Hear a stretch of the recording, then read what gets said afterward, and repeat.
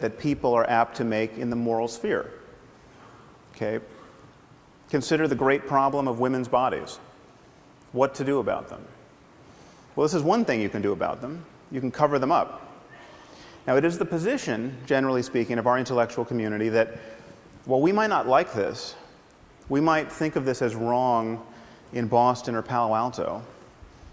Who are we to say that the proud denizens of an ancient culture are wrong to force their wives and daughters to live in cloth bags? I mean, who are we to say even that they're wrong to beat them with lengths of steel cable or throw battery acid in their faces if they decline the privilege of being smothered in this way? Okay, well, who are we not to say this? Who are we to pretend that we know so little about human well-being that we have to be non-judgmental about a practice like this?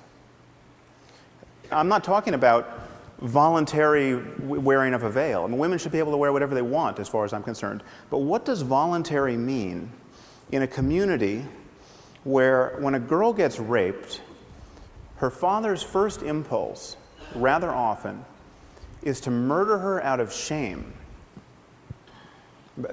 Just let that fact detonate in your brain for a minute.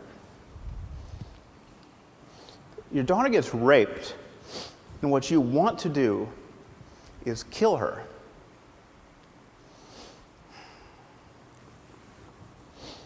What are the chances that represents a peak of human flourishing?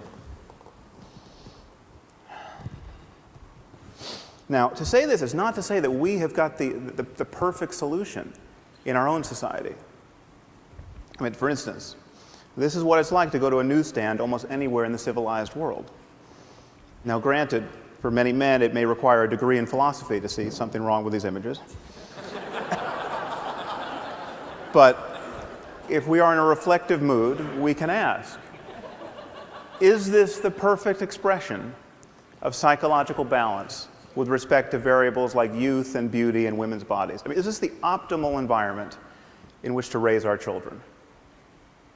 Probably not. Okay, so perhaps there's some place on the spectrum between these two extremes that represents a place of better balance. Okay?